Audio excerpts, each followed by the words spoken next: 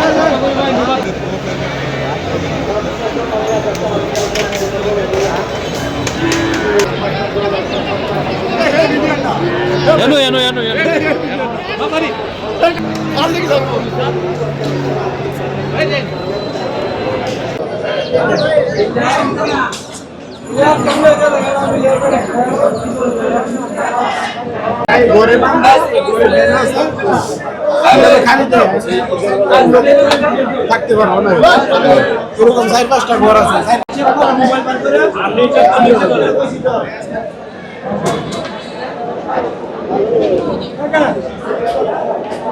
এই কোনাত না